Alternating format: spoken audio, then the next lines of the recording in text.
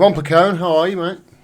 Good, man. How are you? Thanks for having me. Thanks very much for agreeing to be on my new little podcast thingy that I'm doing. Um, we these are strange times that we are in at the moment. You're over there in America, Yeah. and I suppose with you being in America, I mean, I want to what the Black Lives Matter movement. Um, Obviously, this all came to the fore a few weeks ago with the death of George Floyd, who Nancy Pelosi and Chuck Schumer have already forgotten their names, haven't they? They've Yep. already forgot his name. Is it still a big movement? Is there still lots of support behind it? What's the deal at the moment there, over there with the Black Lives Matter movement? It's still going very strong. I mean, there are protests pretty much daily. And I mean, one of the consistent protests here in Los Angeles is right outside of City Hall in downtown. They're there every Wednesday, and other days as well. There was recently one of the big things that kind of hit the press in the US this week and when I say hit the press, I mean people were talking about it on the blogosphere because a lot of this stuff the corporate media ignores. But there was a violin visual in Aurora, Colorado, because there was a gentleman named Elijah McClain who was a violin player who was murdered by police, because and this happened in 2019, and it was just because he was kind of an eccentric guy. He liked to sort of sing to himself, and young black guy, and somebody called the cops saying that he seemed suspicious. All he was doing was walking home. One of his hobbies was he would play violin for the stray cats in the neighborhood to soothe them. So, very dangerous guy, This clearly. sounds like But somebody I would befriend, Ron. right. Oh yeah, he seems like just the coolest guy. And like there's this video footage of him. He was just a genuinely sweet person, and wouldn't harm a fly. The cops approach him. They scare him. He's scared, so he's kind of like getting a little like he's jittery and he's saying a lot of stuff like cuz he's scared. So they put him in this chokehold because, of course that's how you deal with a scared person. You put him in a chokehold for no reason. And then they ordered this drug for him. Like they ordered this like anesthesia or something. Like they ordered this drug for him, and the amount they ordered was like an amount meant for somebody twice his size. What, the So police ordered the drug? the police ordered it. They didn't administer it, but they ordered it. Like they ordered the medic who had shown up to like give him, the sedative drug. And so then it was administered, and it was meant for, this was a skinny guy, 23 years old. I think he weighed about a buck 40, and this was meant for someone who, the amount that he was given was meant Yeah. for someone who weighed close to 300 pounds. So he was brain dead by the time they got to the hospital. He was dead. So that's how they handled a scared kid who was just scared because police approached him for no reason. They kill him. And I was watching Democracy Now earlier. Their updates through this coronavirus thing have been pretty good from what I've seen, and it's pretty much the best. I would have thought daily news update Democracy Now is in the US. I don't know how you feel about that, but it's shocking. Every single day that they're talking about another two, three instances of black people over there being killed or being slammed to the floor or being roughed up, or another instance of the police brutality. Is this like just systemic racism, or is it a system that's just failed, or what is it that's actually gone on here, Ron? Because I've been calling it racist and I've been calling it a systemic problem, but obviously you're over yeah. there and you know more than I do.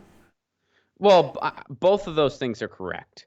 And it is a systemic problem, and it goes back. I mean, it's connected to 400 years of institutionalized racism. And when you really strip it down and you think about, okay, well, what does it mean to have law and order in our lives? And what was the police actually here to do in the United States as we know it? Well, they're not here to serve and protect. They never really were. So this was an institutionalized, um, you know, institutionalized oppression basically was what they were there for in the first place. Wasn't So it when you have, huh? the police? Didn't I read something where that the police were sort of came about in America to keep the slaves in line. Right, exactly. And then over the years, you know, the system has allowed to deteriorate on more micro levels for various reasons. I mean, first of all, there was only one time, to my knowledge, where the police went on strike, and it was a long time ago. I believe it happened in Massachusetts, and they were basically asking for better pay, and they were asking for just kind of a better uh like a better kind of circumference of what it meant to be a police officer. They were basically saying like, hey, this is sort of like, what exactly are we supposed to be doing? Because when you break it down, the actual job itself is insane. And that whole movement was just kind of squashed out. So starting from then, and until now, it has increased. People don't become police officers because they want to serve and protect. They become police officers because they want to bash people's heads in, basically. And if you're one of the quote unquote good apples, and I'm using quotes here because it's a systemic problem, if you do have good intentions and you want to become a police officer, you get forced out, basically, Yeah. because it's systemically designed to brutalize people. It's inherently corrupt. And then another thing going on simultaneous with this is, we have a lot of, white supremacy movements in the United States. We have neo-Nazi movements in the United States. And I know England has that. I know Germany. I know everywhere else in the world has that too.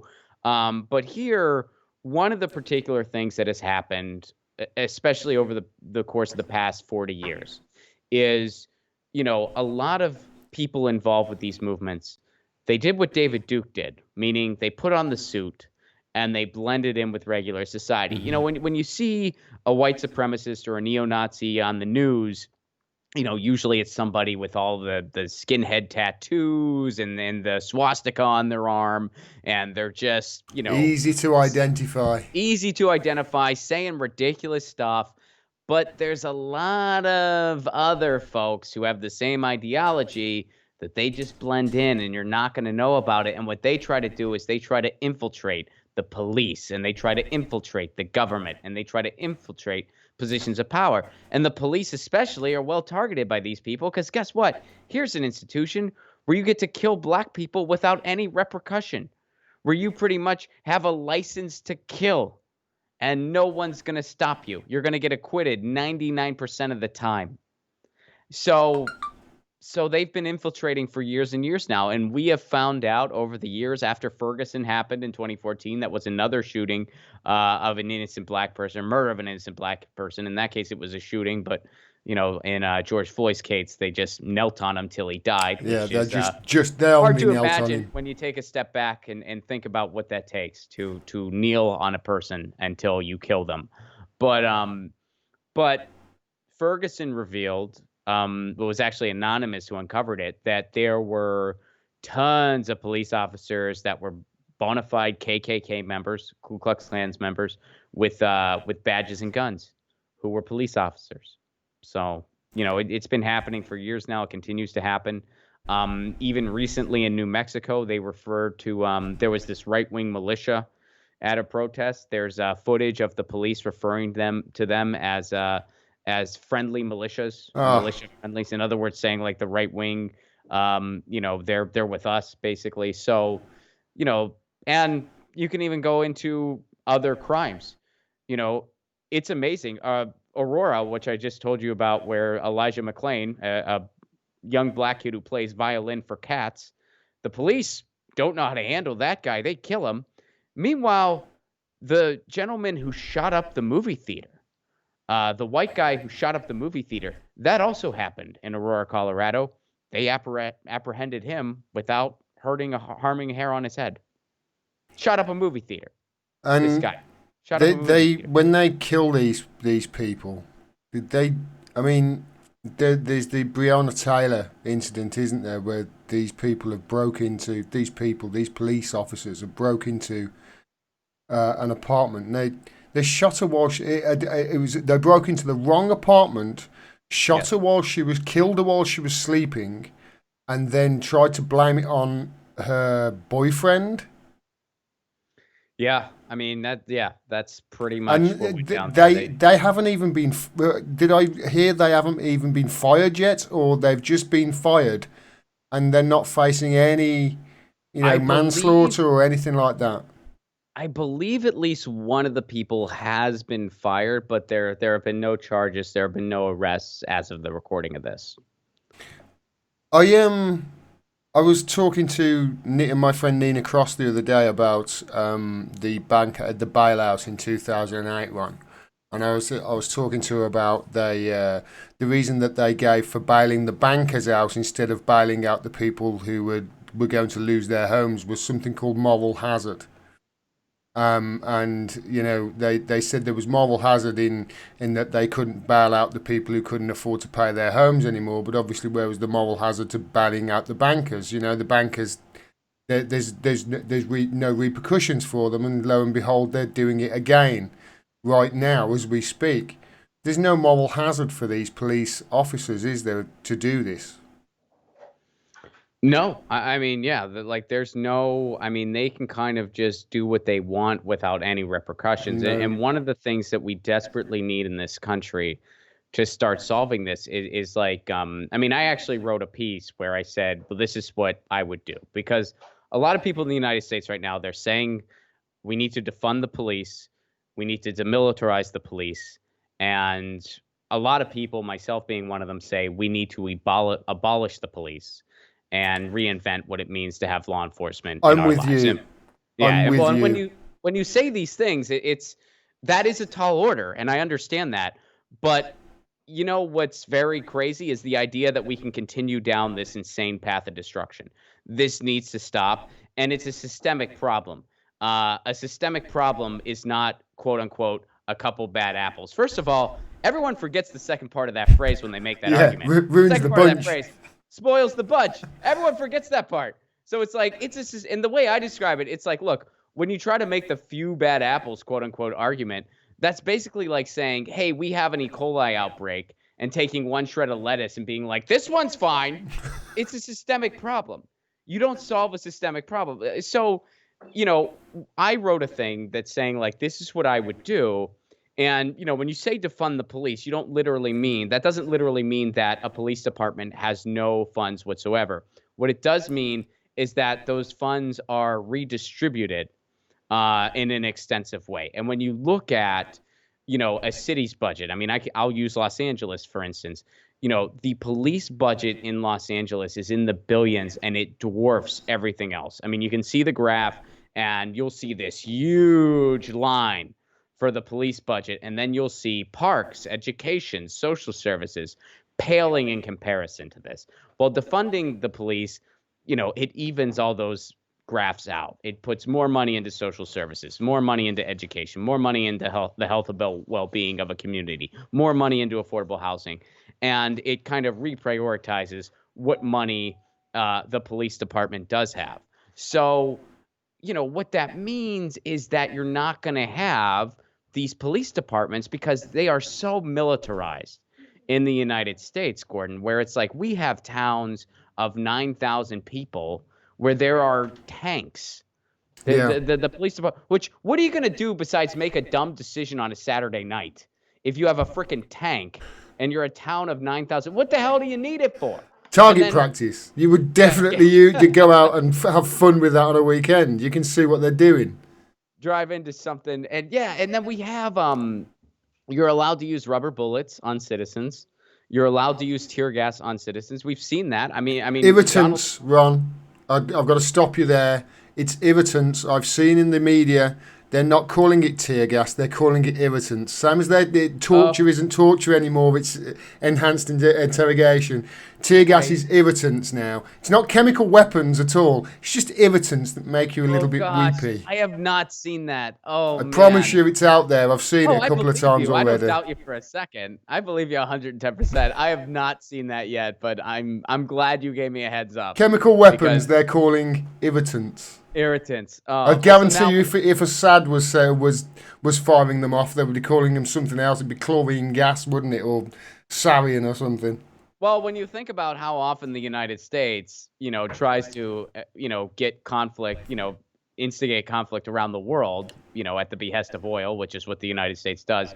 A lot of it is like, well, they use chemical weapons against their own people. They did this. Well, here, it's happening here. I mean, the United States was pretty much put under martial law recently, Hmm. um, and Donald Trump just used chemical weapons or irritants, depending on who you ask, but use chemical weapons on American people for a photo op. Oh, and also on Twitter, call for the shooting of American Yeah. citizens. So this is, I mean, this is straight up militant martial law that we've been faced with because of these protests, and it's I think a lot of people they have reached their breaking point. But you still get a lot of propaganda from the media trying to hold up the status quo and trying to make it out like it's just these rioters or looters or one of the best ones is they make it out like it's just this band of anarchists. They always call it anarchists Oh, for some mate, the reason, which best. I don't know. Like, Can do you you know what explain an to me? anarchist is? Explain to me what a radical socialist is, because I keep hearing it. Is this on Fox News? What's a radical socialist? Is that like an Oprah Winfrey that walks down the road going, "You get healthcare and you get free college"? And what's a radical socialist, Ron? And why should I be scared of them? Yeah, that's a great question. I feel like a radical socialist for you would just be somebody who's actually in the Labor Party, someone who Yeah, actually is the Jeremy Corbyn style of the Labor Party. I don't know about Um, the Labour Party, mate. It's fallen to pieces.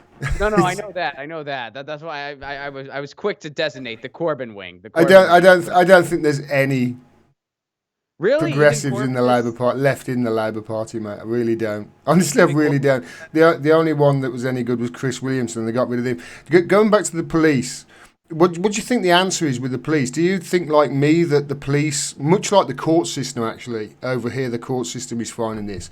The police are handling 90% of their call outs, the police are handling, they shouldn't be handling. It should be Right. other people. It should be, especially in the case of, for instance, that violinist, it should be mental health people who go out. It's care in Yes. the community stuff, isn't it? Isn't that where really the funding needs to be, and let the police deal with the violent crime and the violent criminals? So what I did, and I wrote this thing out. I won't go into like every single detail because it is long. But I've been tweeting the link out in case anyone wants to read it. The way I think we should do it, um, is we should have first of all, yes, what you're saying with a lot of collaboration between social workers and mental health professionals that needs to happen immediately. Demilitarization needs to happen immediately. Defunding needs to happen immediately. And then we need to just abolish the idea of a police officer as we know it. Because when you really break down what the job is, it makes no sense. It's absolutely insane. It's absolutely insane that the same person who's expected to handle a live shooting is also the same person who will pull you over for a busted taillight or like it's just absolutely ridiculous. And then you have these officers who are not trained properly.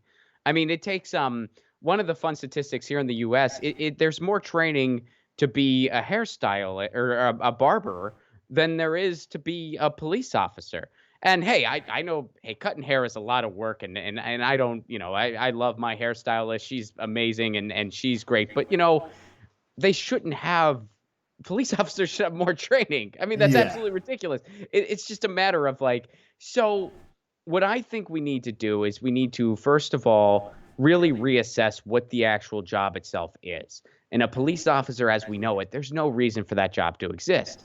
I think we should have designated types of officers that work in close proximity with social workers and mental health professionals. So the way I designated in the thing I wrote is we have peace officers, um, traffic enforcement, and combat officers.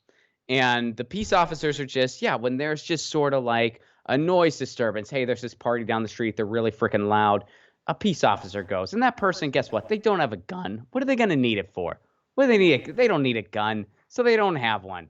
They don't have any elaborate weaponry. Maybe they have like a nightstick or something just in case something gets out of Mm. hand. But that's all they have. Same with traffic enforcement. Your tail light's out. Why does the person who pulls you over for a broken tail light need a gun? Well, they don't. They don't. They don't need a gun, so they don't have one. Um, and that's kind of, and those people are, they deal with mental health professionals too. Like they will be escorted with a mental health professional or a social worker. Like getting back to the violin example, say someone calls, they're like, "Hey, there's this guy walking down the street. He seems a little erratic. I'm not really sure what the situation is." Well, in this situation, a peace officer would go look into that, and they would have a social worker with them or something like that in case maybe this person's lost, maybe this person, does have, a mental disability. Maybe they are, ill. And then they go, "Hey, how's it going? What's going on?" And the person goes, "Oh, I just play violin for the cats and I'm walking home and I'm just an eccentric guy who likes to sing to myself." And they say, "Okay, you have a good night and you be safe." And that's the end of it. And And Elijah McClain is he's still got a alive and support. well. Yeah, he's got a Right. support system there. They leave a card with him if he has any problems, he can call them. Sure. Yeah, hey, you ever have any issues? Totally. And that's the way the world should be. And then, now with all that being said, in the scenario I made up where we have that third branch, which are combat officers, I do recognize the reality that in the United States, we do have a lot of violent crime. That's just the truth. And we have more violent crime than a lot of different countries. We have more violent crime than England. We have more violent crime than I think almost everywhere. I think we like being number one and stuff, Gordon. And here's another thing where I think we're number one or pretty damn close. So what you have for that situation, when there is a situation where say there is a live shooter, say there is like domestic violence where weapons have been used, an armed robbery, stuff like that. You have what I designate as combat officers, and these people are only called upon in those situations. Now, they're still accompanied by a mental health professional and a social worker when it's safe for those people. Like, Yeah. say it's like a hostage situation or something, they would have a mental health professional and a social worker with them, and then they would use force only if it's absolutely necessary. And these people, they're not going to respond to a traffic citation. They're not going to respond to a noise complaint. What are they doing while this is going on? They're training very extensively. And these people have, physical exams they need to pass. These people have very extensive, like they're trained extensively in hand-to-hand combat where they master something like jujitsu or karate. They're trained extensively in target. So, if they do need to use force, if they do need to shoot somebody, they know how to shoot to wound. And they're just trained, they're very heavily screened as well. Like, I mean, it's one of those things like we need more thorough screening of these officers. So, my big solution for that, we have a community elected board that oversees all this. I We was have a, going to we ask have you a about this board because I that was is, going to yeah, ask you about this. it needs to be community led. So the way I see it is we have an elected board, and how big or small that they're basically treated the same as the city council. So they're as big as like a city council in regards to how many members they would have. And they're elected, they can only run for up to 3 terms. They cannot have a spouse or family member in law enforcement. That'd be a conflict of interest. They can never have been in law enforcement themselves. That'd be a conflict of interest. Um, and they oversee a lot of the hiring, firing. Every officer needs to be approved simultaneously by them, unanimously by them. They need to conduct thorough screenings for all these people. Like they need to conduct for all these applicants, thorough screenings, background checks, mental health evaluations, making sure there's no significant like PTSD that could harm their ability to respond in a certain situation. And 2 years of training minimum for combat officers. It's 4 years of training. They also have to complete mental and physical exams annually, and again, the community leads it. And in the piece I wrote, there's all, if any abuse of power is reviewed by the board and they determine whether or not that person keeps their job. They determine, if further charges are pursued, that person is treated like a regular citizen in the court of law. Regardless of what a court of law decides, they can still lose their job if the board says they lose their job. The reason I need to have that particular in there, Gordon, is because here in the U.S., and I don't know if this is the same in England, but here in the U.S., Um, our self-defense laws are very, very broad. Like they're very like some of the things where it would technically be considered self-defense and the person wouldn't go to jail. It can be very widely defined, especially in certain states. Like in Florida, for instance, they have this a law called stand your ground law. So sometimes it's like somebody really acted completely out of line and used very excessive force, but the court of law still designated it self-defense. Well, that officer could still lose their job under this model. So that's kind of what I think needs to happen in a nutshell. A community board with community-led policing and community oversight, and these are elected positions that are salaried full-time jobs. Yeah, Uh, Breaking up what the officers actually do, what the job of a police officer is, so that a police officer as we know it ceases to exist because there's no reason for it to exist. And better training that is way longer, way more extensive. And it's not like you just pass one test and then you're good for life. You have to continue to meet a certain threshold, especially if you're a combat officer who deals with, situations that hopefully never arise. I mean, in this model, hopefully there are combat officers in different parts of the country that never ever are called into a situation because it never happens throughout their career. You know yeah. what I mean? Um, but you have to meet a certain physical threshold to be able to stay in that designation. And if you don't meet it, you can become a peace officer or traffic enforcement. You can kind of like switch around. So that's, some of the things I think we could do to have reasonable law and order in a society. Because, I certainly understand that, I don't entertain the fantasy that we can just have no rules in a society and people can just do whatever the hell they Yeah. want. I wish we could live in that world, but I know that we can't. But it'd be nice if we had law enforcement that actually serves and protects. It really would. We've not got the police running around with guns over here shooting everybody, but we do have some of the same problems. We haven't got it to the same extent. I was talking to when I was talking to my friend Nina the other day. We were conversing about this, and I said much the same as you: community oversight with the police, breaking up the police so they weren't dealing with because what when I speak to police now, and I often when I see them, I usually chat with them. They're normal people. Some of them are quite, they usually end up being quite nice if you're talking to them, quite open.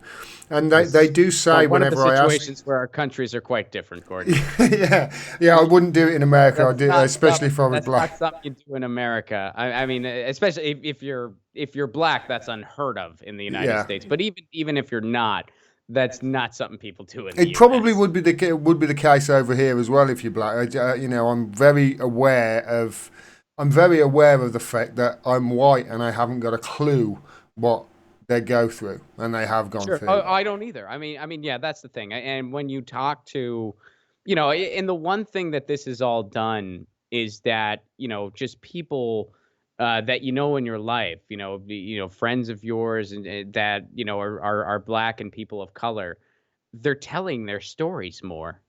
And it's mind blowing. I Yeah, mean, I've had people on my show. My friend Lenny, who's a hilarious comedian. He's been coming on Get Your News On with Ron, and he's sharing his stories as a black guy, and Lenny in particular is black and Asian. So he actually has a really funny joke about it in his act where he basically says, "I fit a lot of descriptions, so cops love me. If there's a Filipino suspect, I could be that guy." And it's a really funny joke that he has in his act.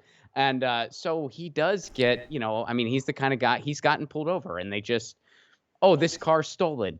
It wasn't stolen. It was his car. It was his yeah, car that he bought. But they were suspecting that it was stolen. Why were they suspecting that? Because of the color of his skin.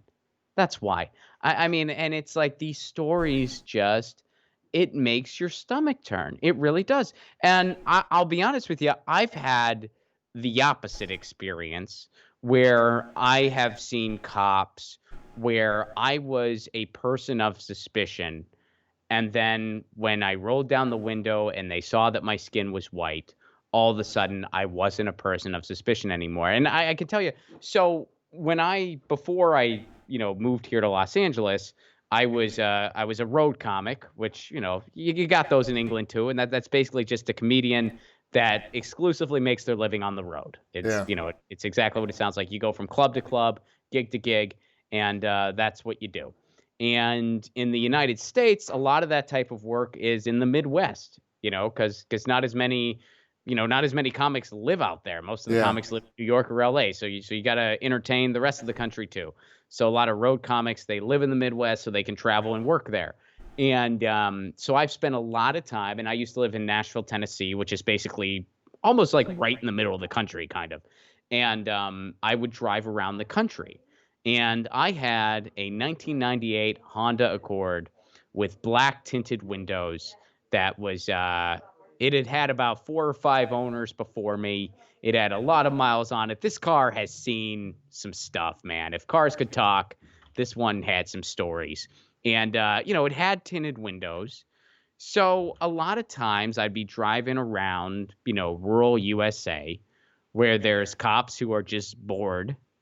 And keep in mind, a lot of these cops, sometimes they might have quotas they need to reach as Yeah. far as how many people they have to pull over, how many tickets they have to issue. And they're just bored. And they see a car with an out of state plate, and they see a car with tinted windows, and they think this is somebody who's looking for trouble or somebody who's up to something.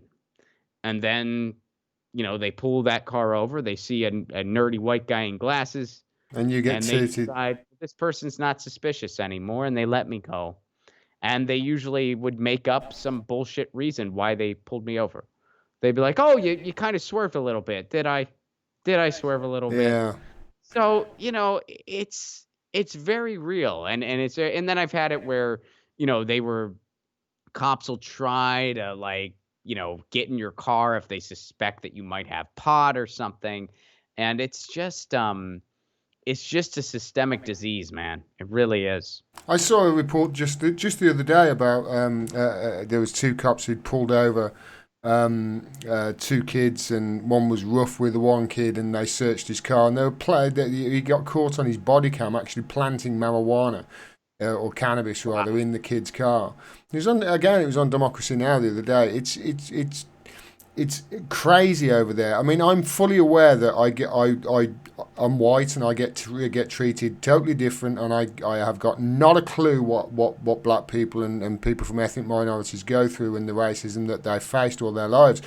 But when I speak to police officers over here and I ask them, what's the hardest part of your job, and it's the fact that the thing that really does demoralise them is the fact that they're not doing what they signed up to do. Most of what they're doing is social work, and it's mental health problems that they're going out to see now because of the breakdown of society. It's the same in our court system. The head judge, I've forgotten her name now, lady something or other, she was on the BBC last week saying, 80%, the vast majority of the cases that they're seeing in the court system are people who have just got mental health problems, and it's a breakdown of society rather than people being criminal. And this is two totally different things. That guy, the black guy who got was it Rashad, who got shot in the he was asleep in his car. Two police officers Right. turn up, and Rashad Williams was his name. He's forgotten his name now, and he ends up getting shot by two police officers because he's asleep in his car. I mean, that should never happen. The police should never really be called to that. He's not a Right. criminal. That's not a Right. criminal. That is somebody who's maybe having a Sleeping in bit of his a car. tough time and needs a bit of help. Right. Yeah. Oh, absolutely. That was insane. And that whole thing was like he was telling stories to the officers at some point, and then they ended up shooting him. I mean, it was just like beyond messed up that anything like that would even happen. And yeah, so it's a system that just needs completely overhauled, and it's a completely we just need to completely revisit, well, what does it mean to have law and order in our lives? What does it mean to have police in our lives? Is this structure in any way helpful for society? Is it causing, I mean, all these, And all these arguments like, well, what about in this situation where it's like, well, has that ever happened? Has there ever been? I mean, why? So it's just one of those things where like this structure is completely, you know, a lot of people say like, well, the idea of just reinventing everything, that seems like that's a lot. That's very extensive. And it's like, yeah, but here's the thing. For us to come up with something shittier than what we have now, Not that'd just be not just hard. shittier, incrementally shittier. Incrementally shittier. Like It's it'd be shittier hard. and taking a long time. Yeah, like it'd be like an effort to just be like, how could we come up with something shittier than what we presently have? This just system of brutality of a bunch of just undertrained, bloodthirsty maniacs, some of who are white supremacists and neo Nazis themselves. How can we possibly come up with something shittier than this? Maybe if we get straight up robotic stormtroopers, that's the only way it could be marginally shittier. Um, so it's like we're bound to come up with something better. And we're bound, like any whataboutism you come up with, like, well, what about this situation? If, such and such happens, we're bound to come up with a better solution on how to solve those problems. Even in just the bill I wrote, if you have designated combat officers where their only job is in an emergency situation where force may be completely inevitable, if that's the only thing they're focused on, guess what? They're going to get to an emergency a hell of a lot quicker than police officers do now. They're going to be there as quick as they can, and this is going to be what they've trained their whole career for. They're Yeah. not going to be some guy who just, busted a noise complaint and maybe cracked a kid's lip for no fucking reason. And now they're just like, "Oh yeah, now I got to go handle a live shooting." That's not going to happen. Yeah, So, it's something that really does need radical overhaul. Not just in the US, it needs it over here as well. But I mean, we haven't got the problem over here where they're killing us. right. And you've got it over there. Do you want to fix healthcare now? We fixed the police, mate. Healthcare. I mean, I think when it comes to healthcare, we just have to kind of look to every other country that's industrialized except for us. I mean, you guys have the NHS, which I know isn't perfect, but hey man, I'll quote one of my favorite singer songwriters from your neck of the woods, Billy Bragg. He's like, look, uh, in my country, and he's referring to England, he's like, nobody dies because they can't afford their medical bills. We solved that freaking problem. It doesn't happen here.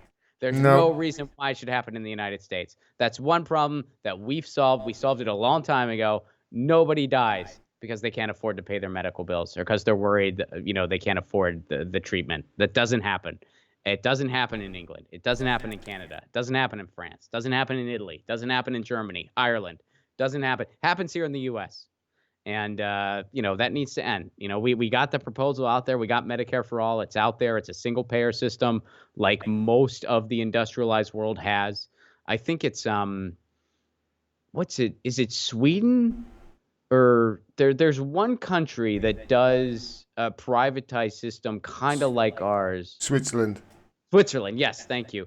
But theirs is still way different because it's very heavily monitored Yeah. and there's a lot of regulations and protections. So yeah, they are private companies, but there's still a lot of oversight and they still have similar problems to us because it's way more expensive over there than a lot of other places. Switzerland's more expensive than a lot of other countries because of that.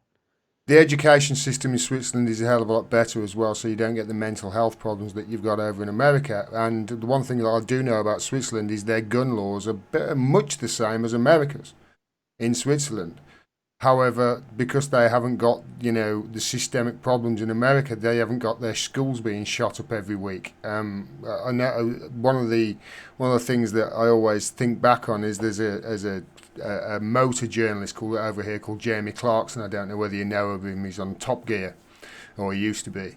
And Mm-hmm. he was pulled over in Switzerland once because his car was too loud and the police gave him a ticket because his car was too loud and didn't No, say a they didn't word. just shoot the radio. They didn't do that. No, no, they didn't do that. But not only that, they didn't say a word to him about the loaded AK-47 that was on his passenger seat.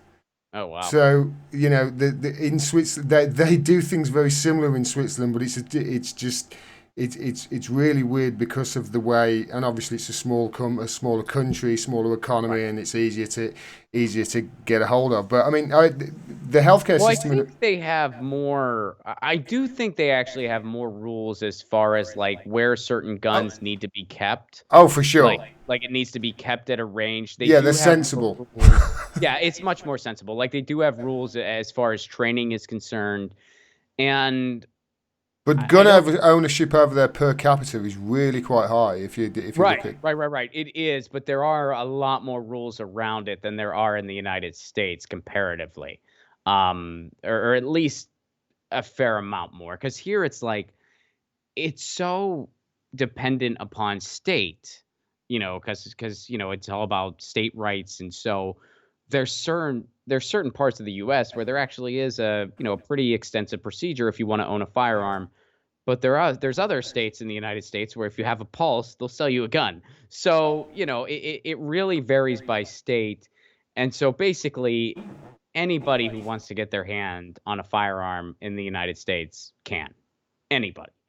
The Um, the the the healthcare system in America, though, the thing that makes it that see, I came over in 2008 to America when Obama actually was anointed.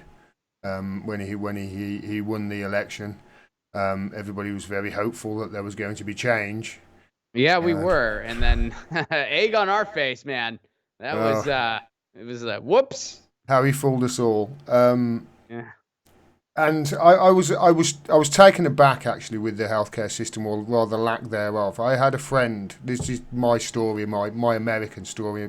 My friend in America, who's a singer, great singer, really wonderful voice, and he had a health scare when he was young, about 5-10 years ago, and or 5 years before I met him, and he nearly died. I think it was problem with his pancreas he had, or something like that. And because of that, his healthcare premium went up, and he yeah. couldn't afford his healthcare premium just doing the singing. So he had to take a job as a car sprayer, a sprayer with the put the mask on and the spray the panels. The he's a singer, you don't want that getting in your throat.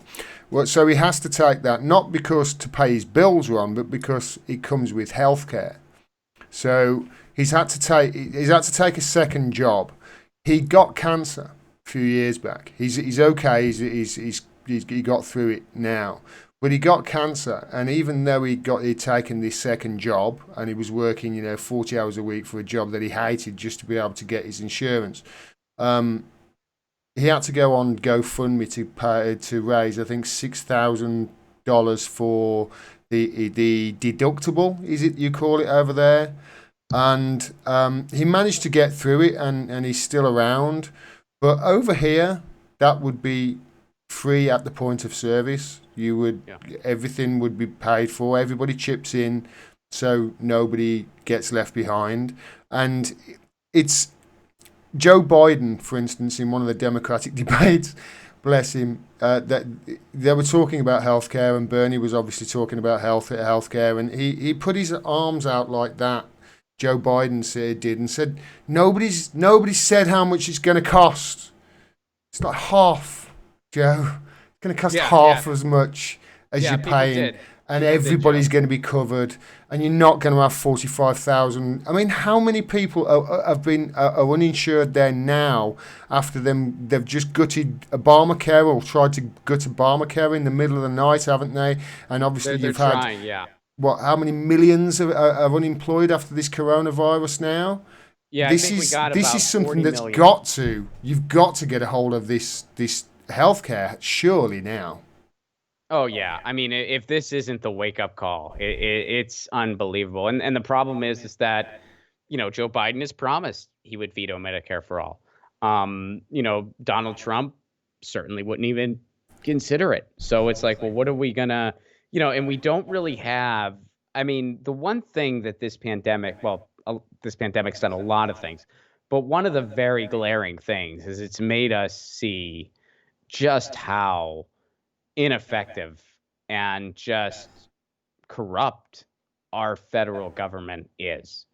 And it is, even somebody like me who's very much a skeptic and, covers this stuff daily and talks about it on his show, even I did not think it was this messed up, where you have, um, they're basically just an ATM for Wall Street, and Yeah. that's what they exist to do.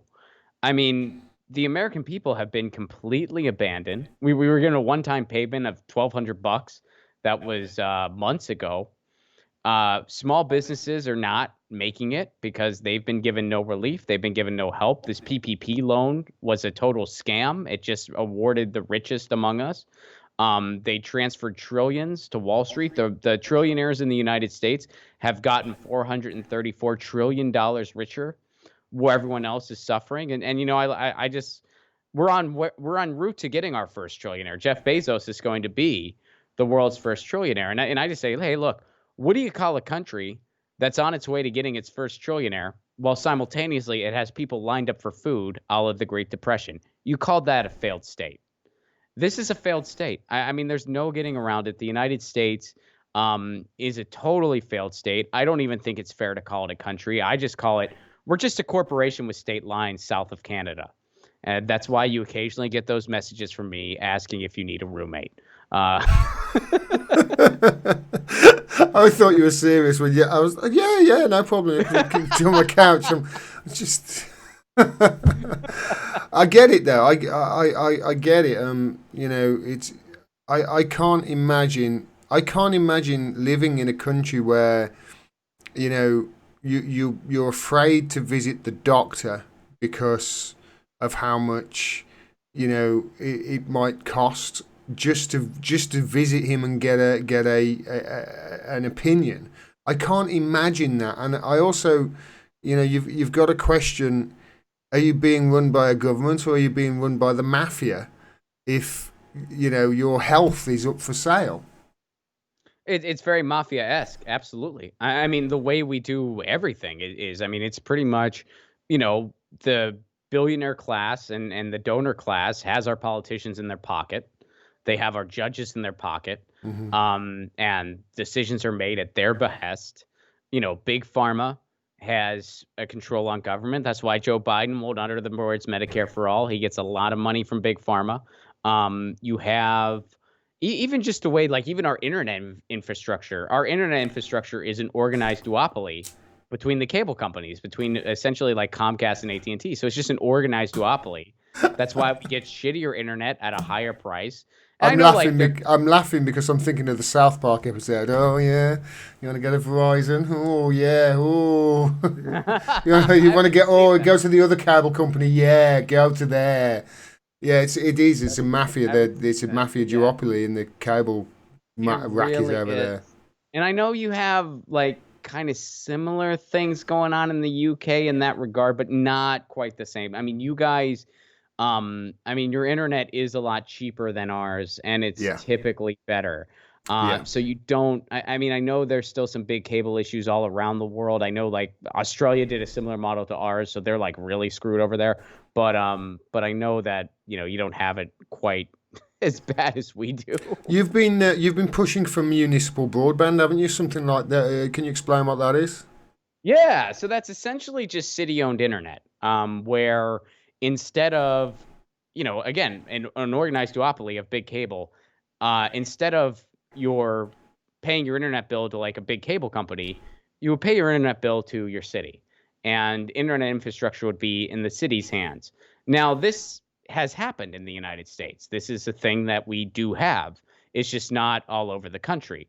All the places that have tried municipal broadband, they are able to build something cheaper. It's cheaper to maintain, and it's better quality internet than what big cable offers. Pretty But much why would 100%. they go with somebody else then, Ron? Right. Well, that's the thing. So, Gordon, the thing about the United States is it comes down to, in the most simplest of terms, we're really fucking big. We're just a really big place. Some people, they don't know what to do with all the space around them. They don't really know. That's why there really is no like kind of comprehensive goal as far as like America is concerned. And in some ways, there's a certain beauty to that. It really is one of those places where there's so many unique pockets and so many things where it's like, especially a place like Los Angeles, where it's like you can really try to do anything you want. You're not guaranteed success, but you can try to do anything you want. If you want to have the world's most successful YouTube channel about tying shoes, you can try to build that in Los Angeles. And if you're going to succeed anywhere, you'll succeed in Los Angeles. You know, it's just that kind of place. And it's really magical in many ways. But the other side of that is we just have this big, a lot of people are just looking around going, what the hell? So with municipal broadband, bringing this back to internet, when a city gets it, other cities look around, they're like, that's freaking awesome. How do we get that? So it spreads, but it only spreads so far because eventually that kind of stops. So like when a big municipal broadband project is successful, all the cities around it try to build it too. And Harvard University released a study looking at all those, and they found out, oh, these cities are offering better internet at a better price than these cable duopolies. And guess what? You don't need to worry about a post-net neutrality world because that's going to be written into the charters because everybody from the poorest resident to the mayor wants their porn to load really fast. So Mm-hmm. there you go. We're doing the work. So it's it's one of those things that once people realize what it is, they're for it. But a lot of people just like don't know what that is, or a lot of cities have a lot of red tape that the big cable companies have already put in, so it's hard to fathom building something like it.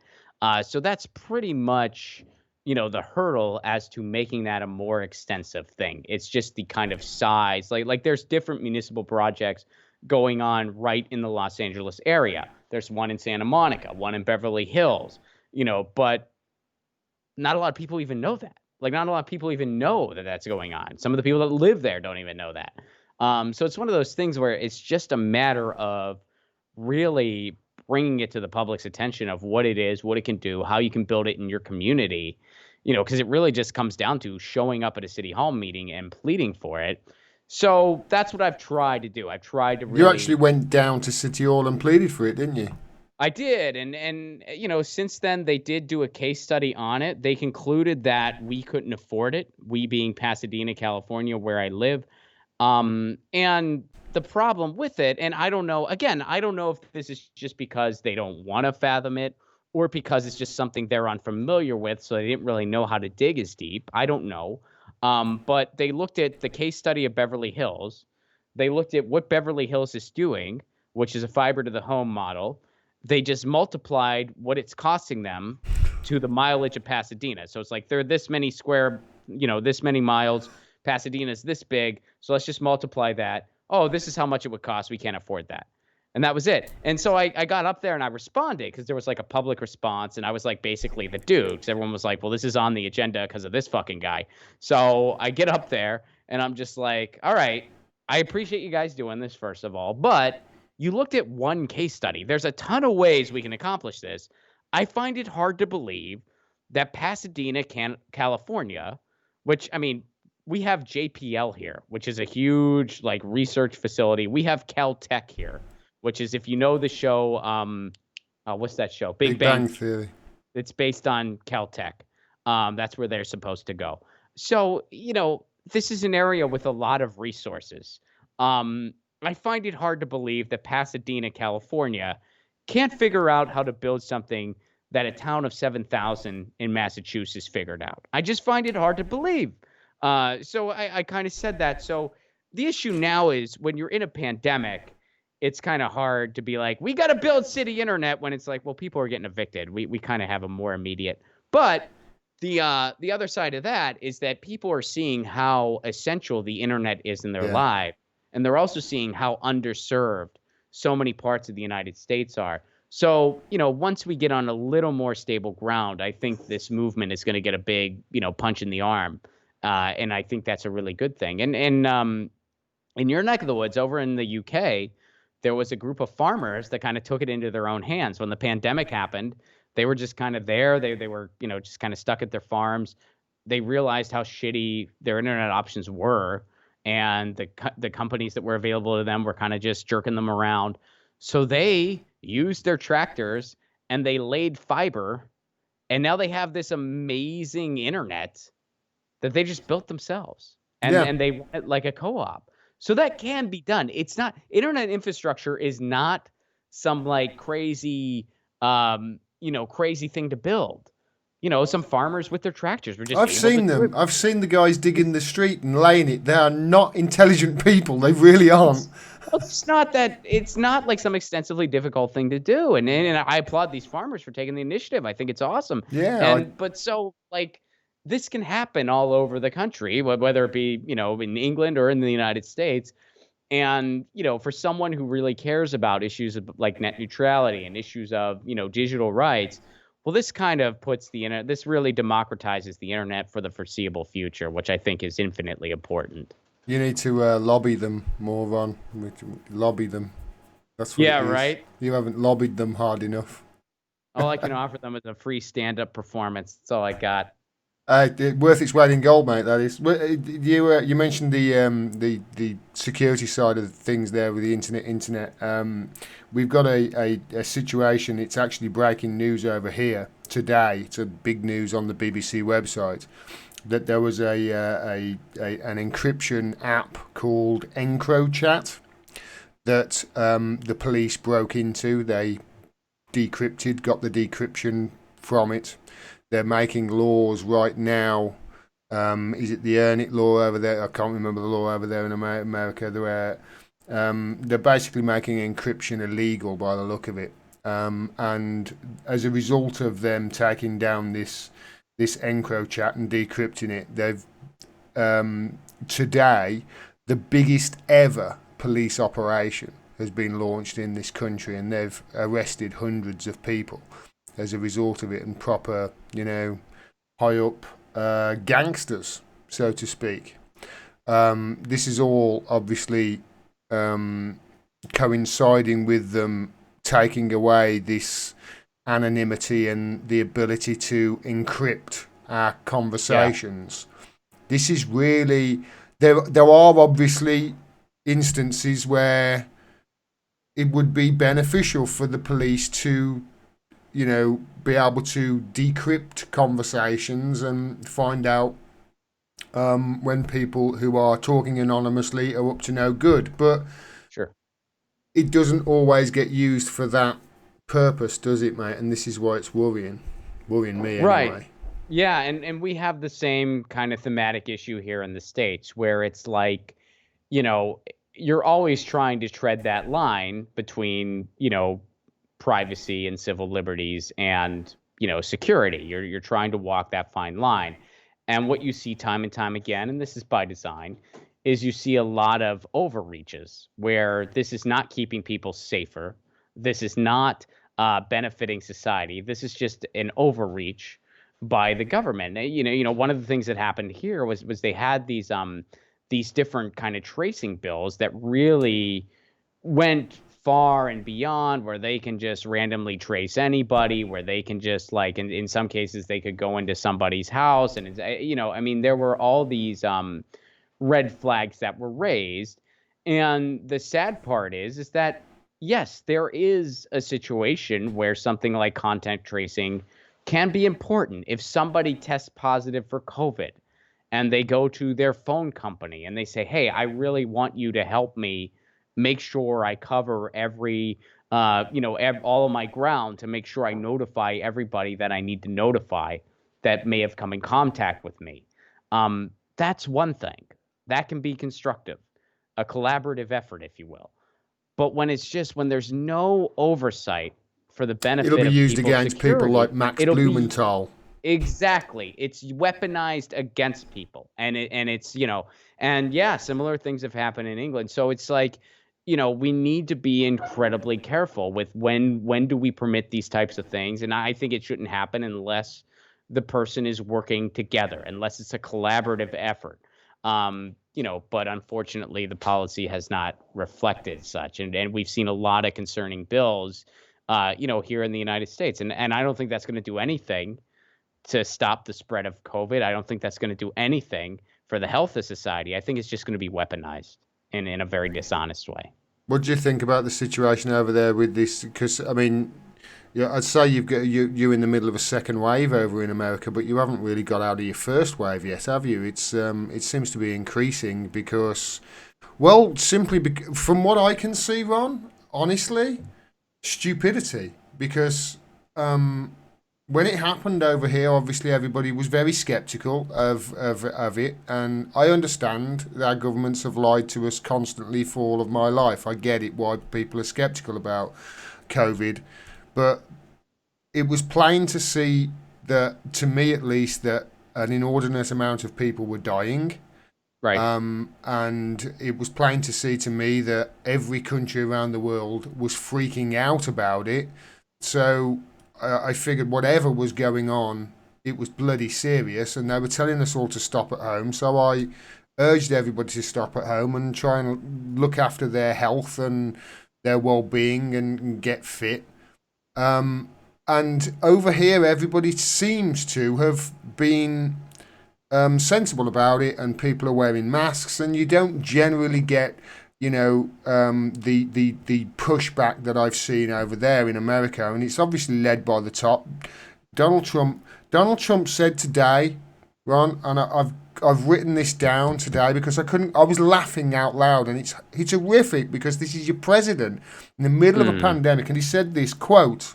This is word for word. I should say it like him. I think we're going to be very good with the coronavirus. I think that at some point that's going to sort of just disappear, I hope.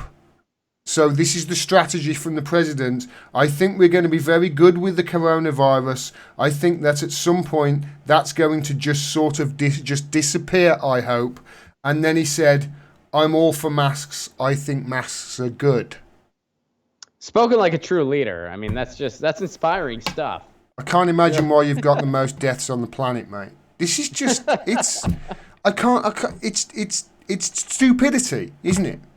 Yeah, it's pretty bad. And it's a variety of things. I mean, first of all, yeah, somehow this has been politicized where it's like people just refuse to wear masks and it's so ironic that some of the people who refuse to wear masks because they don't think the masks do anything. They're not convinced that COVID is. Some people still aren't convinced COVID is real, which is like I don't know what more you need to see.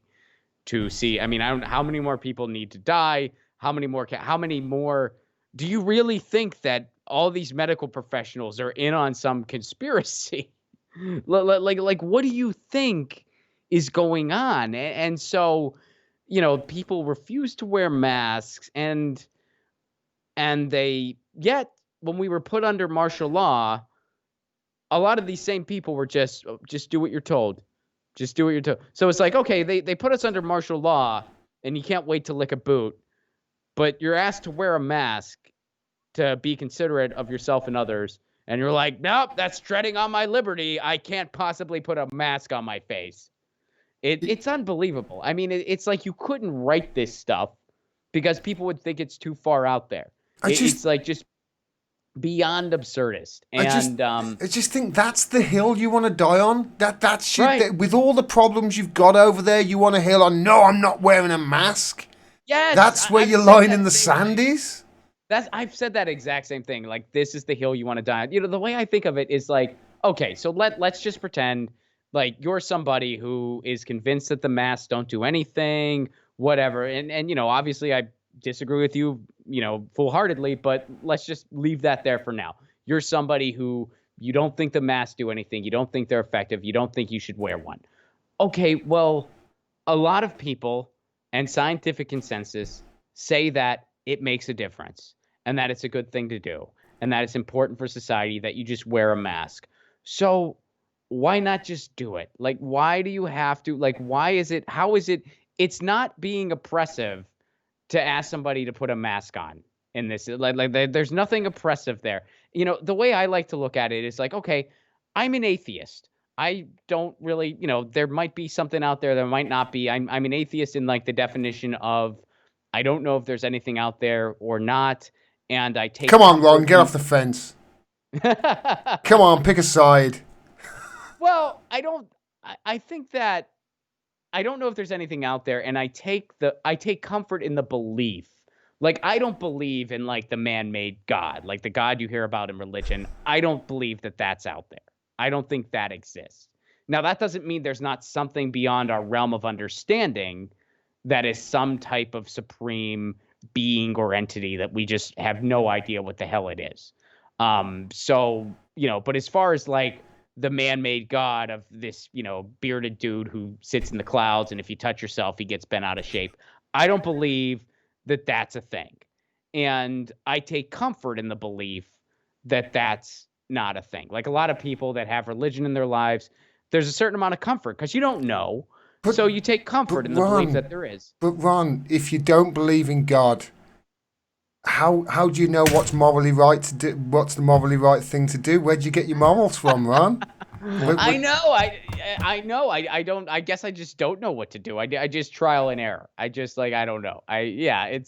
Yeah. We know what's right and wrong because we've decided to cooperate as living, breathing creatures, and we've learned how to treat each other. And but so the relation to mask is like, okay, so you don't wear mask. You're like, I don't wear a mask. I don't think we need to. I don't think we should, blah, blah, blah. But society's saying, hey, this mask makes a difference. Medical professionals are saying, hey, this makes a difference. So just wear a mask for society. And the analogy that I use is like, okay, I'm an atheist. I don't have any religious beliefs. When it's December and I see, you know, Christmas decorations or Hanukkah decorations, I don't go up to everybody going, I don't believe in this. I don't believe in this. So I don't like you have that, and I don't believe in this. And you're wrong, by the way. Your beliefs are kind of yours too. I don't believe in that. I don't believe in any of this. Attention, everybody. I don't believe. No, I don't do that. You don't walk into playgrounds and go to 6-year-old kids. Santa Claus isn't real. I don't do that. I don't do that. You know why? Because, like, why would I die on that hill? You know what I say? I say happy holidays politely to whoever it is. And if it's somebody I know and I know what they celebrate, I'll be more specific. I'll say happy Hanukkah. I'll say Merry Christmas, whatever it may be. If it's someone I know and I know what they observe.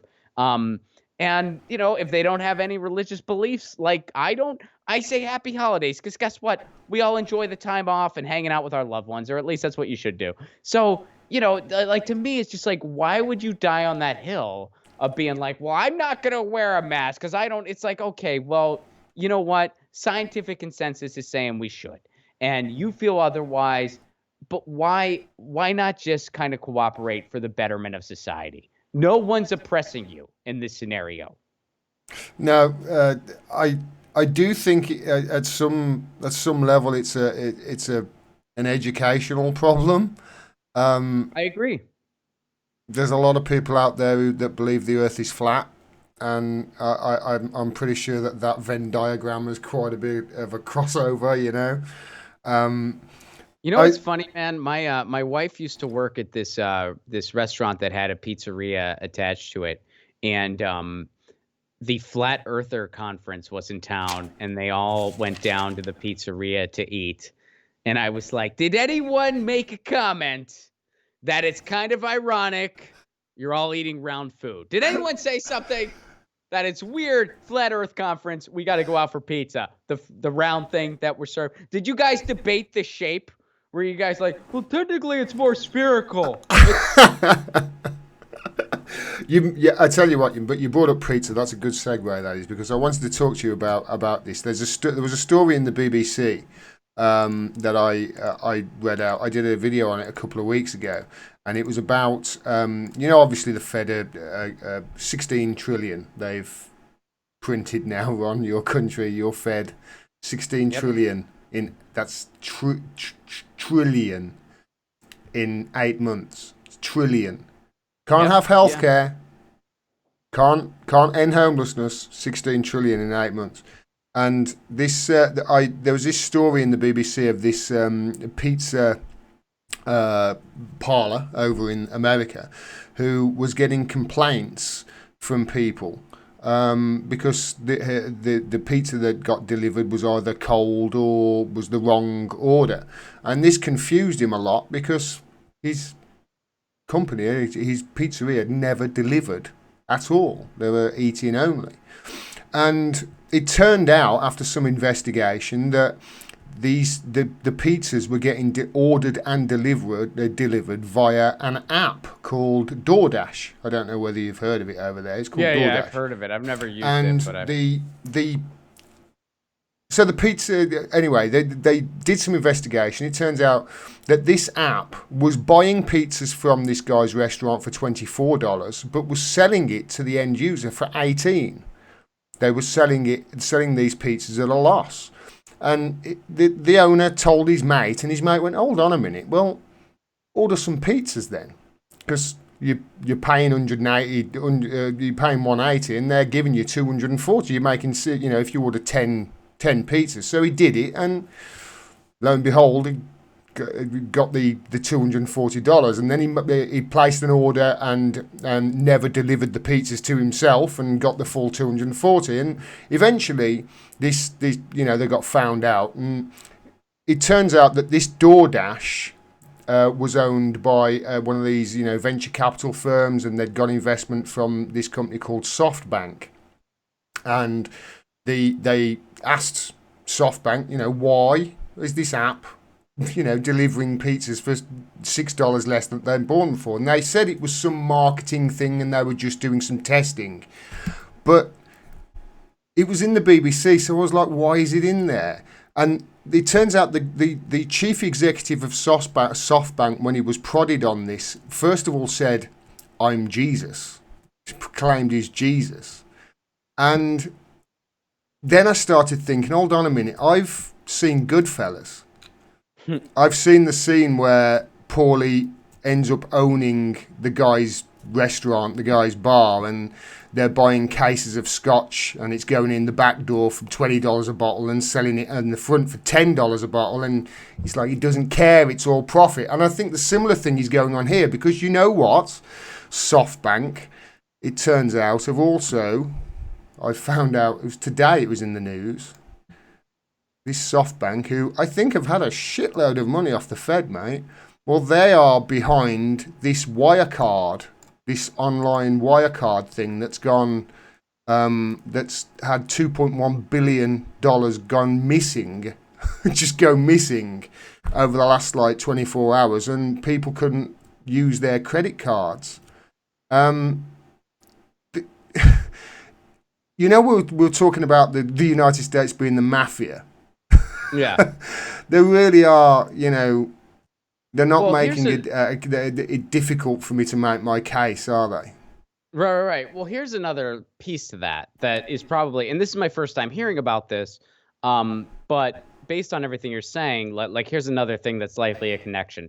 So the way Wall Street works is, Wall Street and all these firms that comprise Wall Street, which is just a handful of firms, and they own pretty much everything. They have corporations. They own corporations, and that's a portfolio of their assets. That's essentially how Wall Street works. And the goal of their entities, the goal of these corporations is basically billion or bust. They want the next Facebook, or they want nothing at all. They want the next Amazon, or they want nothing at all. Because when you're looking at a portfolio of assets, if you got a Facebook or an Amazon, you're good. You're good. So what is likely happening is that they really want to have the next, especially in this pandemic, if you can monopolize the market, and the goal is always a monopoly. That's always the Wall Street goal, get a monopoly. So if you can monopolize the market of food delivery apps, if you can monopolize that, where you're the only go-to and you're the only way people are getting food delivered, well, then you got the next, billion-dollar idea. And how do you eventually monopolize something? Well, the way Amazon worked, they worked at a loss for a while. They worked at a loss for a while until they had so many customers that they could just gobble up everything else. Ah, So that's likely what's going on here. They want to monopolize food delivery, so they're going to sell food at a loss, and they're just going to offer cheaper food so everyone uses it. And then once they take over the market, well, then, they got the $1 billion they want. yeah. It's worrying if that's the case then, because we're just going to have one. place to go for it. Mind you, we've got all that already with Amazon. I keep saying Amazon's a wonderful company. It'll be even better when it'll be even better when the people own it. That's what That'd I be keep fine. saying. Yeah. I wanted to talk to you about Ghislaine Maxwell. Have you heard the latest with regards to her being arrested by the FBI? Yes, I did hear about this. I talked about it on the show today. We'll see. Yeah, it's very interesting the timing of it, especially since allegedly they knew where she was this entire time. Like they knew she was just up in New Hampshire. Um, what's interesting to me, and it's really tough to predict what will happen. I mean, will she, people are already making the joke online. Ghislaine Maxwell didn't kill herself, just preemptively saying it. Ghislaine Maxwell didn't kill herself. And, but I think one of the things going on here is there was recently the series on Netflix on Jeffrey Epstein. Yeah. And they didn't really dive deep into, the thickness of, these trafficking rings and stuff like that. Cause it's definitely pretty extensive stuff. I mean, this is how Jeffrey Epstein made his money. It is a $1 billion industry, and it's a very real and brutally terrible thing in the world. And it's global. And it's global. And its Absolutely. fingers reach into the very highest establishment echelons in this country and others. Absolutely. Hey, Prince Andrew's part of it. I mean, like there's a lot of stuff going on. And but the one thing that series did do was it definitely made Ghislaine Maxwell, it did not paint her out, you know, uh, she was not looked upon fondly in this documentary. So, my inkling is it's one of those things where it's like, hey, America, we got the bad guys. We got Jeffrey Epstein, and now we got the other bad guy, Ghislaine Maxwell. So go to sleep. We're fine now. And obviously that isn't the case. We're not fine now. And, you hope that she gets her day in court. You hope that the victims get their day in court with her. Will they? If I'm being honest, I doubt it. There are so many powerful entities, among them Donald Trump and the Clintons, who do not want this woman to say what she knows. And so I think there's a good chance we're not going to know. How are they going to put the lid on it? I don't know. She might mysteriously, my buddy Dave Anthony, very funny comic, he tweeted out, he's like, hey, how soon do you think it's going to be before she dies from COVID? I don't know how exactly they'll put the lid on it, but I think they're for sure going to try and unfortunately likely succeed, because the most powerful entities in the world do not want her saying what she knows. I really worry for the rule of law. Obviously Trump has said he's the law and order president. I mean, which is a joke, but I really worry for the rule of law, not just over there, but in all Western countries and law itself. Because I mean, it was the Magna Carta that born pretty much all the Western wars, the Western laws, and it was the Magna Carta which basically decreed that a commoner can be looked at in the eyes of the law, just as the royalty can as well. Every man is equal in the eyes of the law, and there are certain lines in the Magna Carta which I could recite. One of which is, we're not going to sell anybody to another country. Of which I'll say, well, look at Julian Assange down in, we're not selling him to the United States, for Christ's sake. But I mean, if everybody isn't equal in the eyes of the law, and it's plain to see here, even if somebody who just doesn't watch TV at all and doesn't watch propaganda at all, they can see with their own eyes that if you're black and you're poor, and if you're from a lower class in the US and the UK, you get treated a hell of a lot differently than if you're white and upper class. Your mate Graham Elwood will.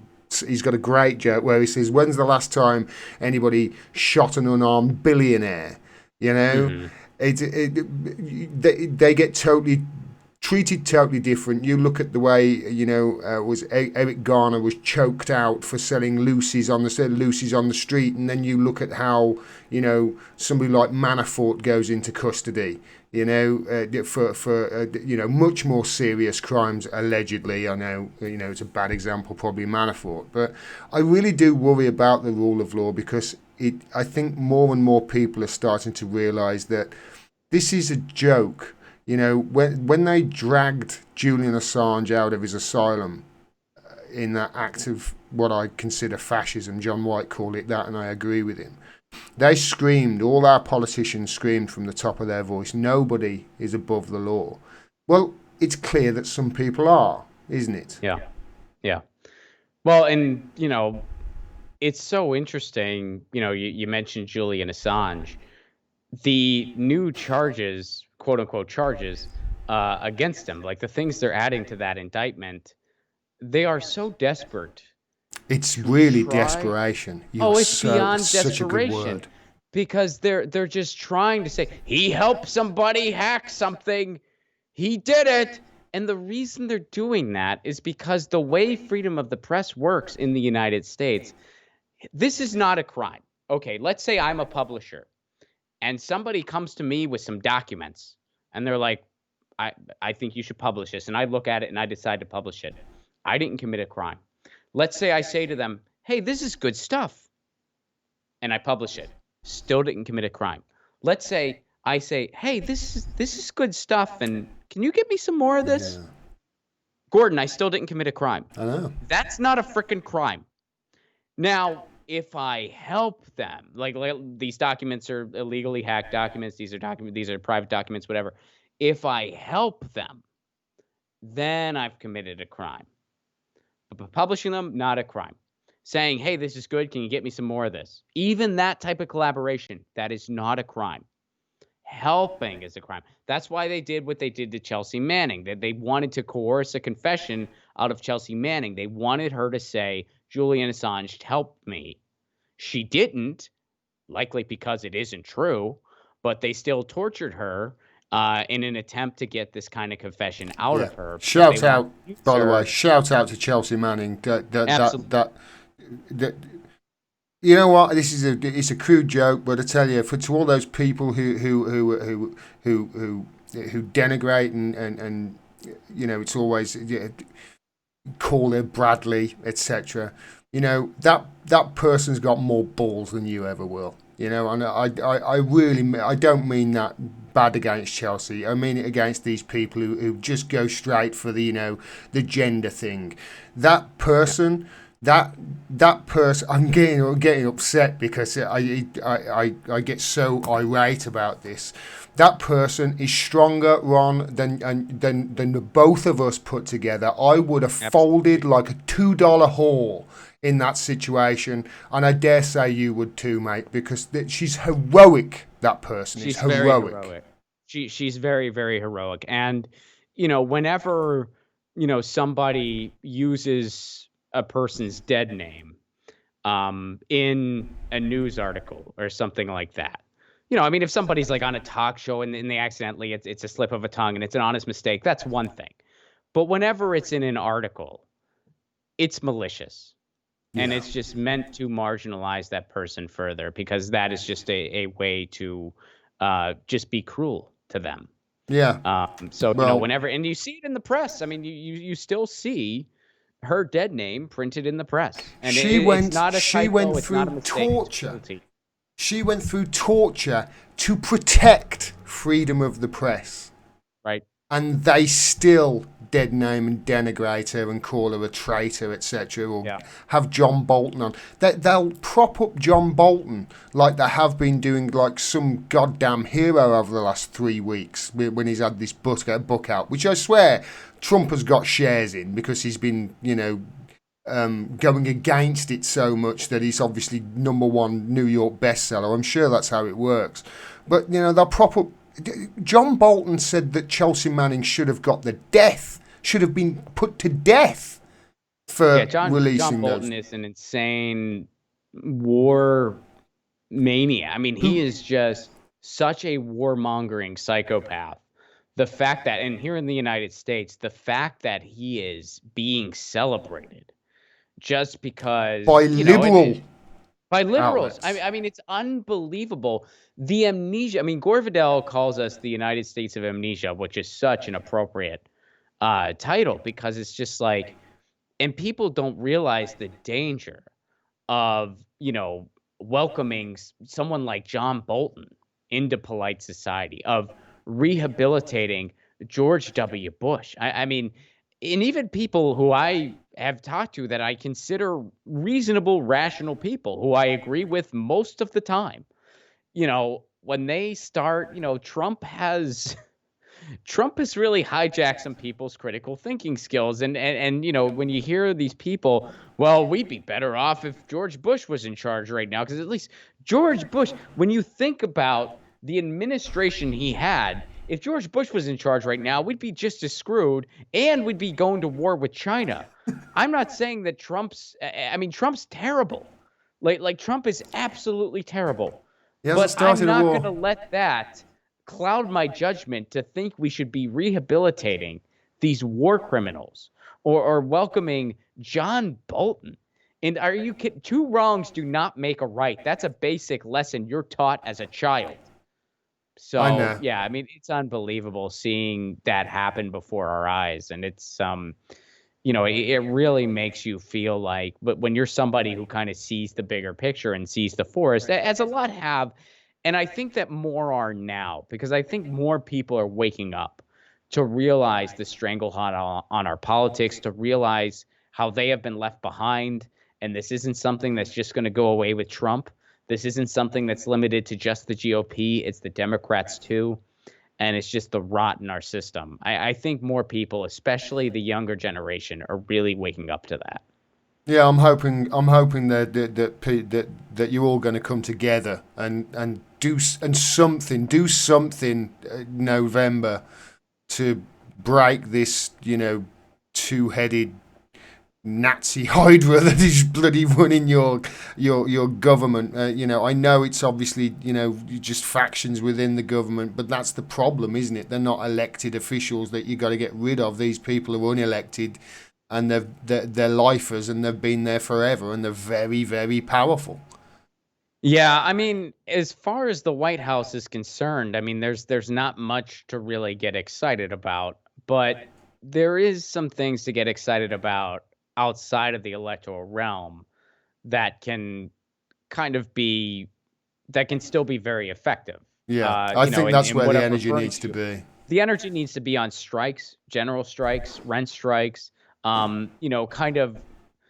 of cooperation between the movements. I mean, I think the best thing that can happen, and it's already starting to happen, but I want to see it continue and to escalate and to multiply, is seeing more cross pollination between Black Lives Matter and General Strike, because it really is.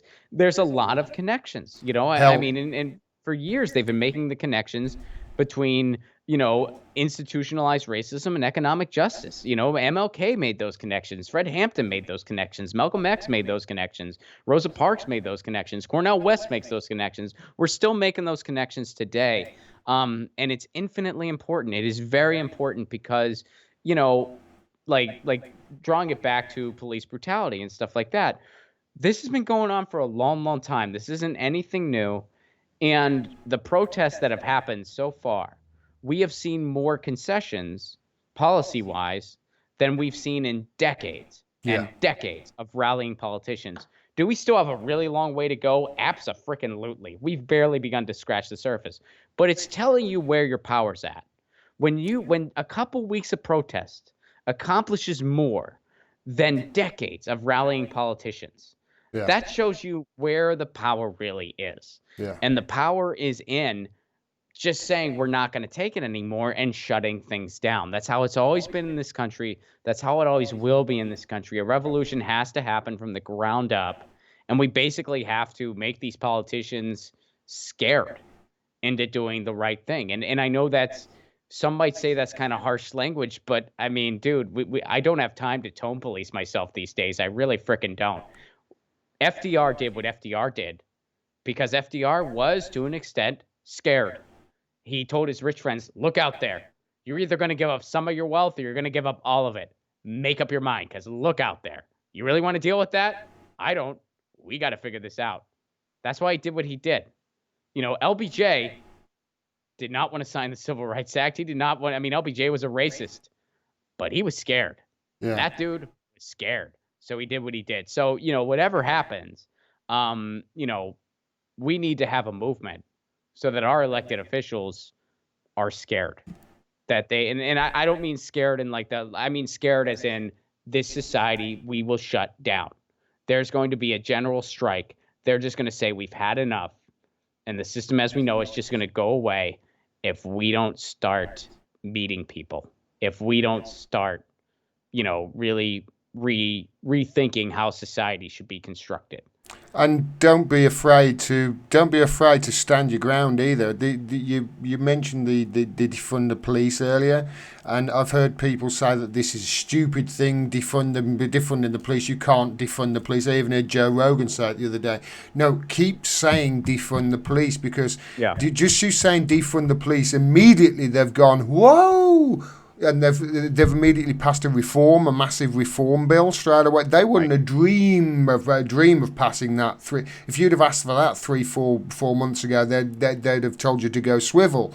And this is why you've got to drag them, because they've been dragged over so far. I don't like using the left right sort of political thing anymore, because I think it's a prism that they make us look through that doesn't really exist, and it gets them playing their game and lets them divide us.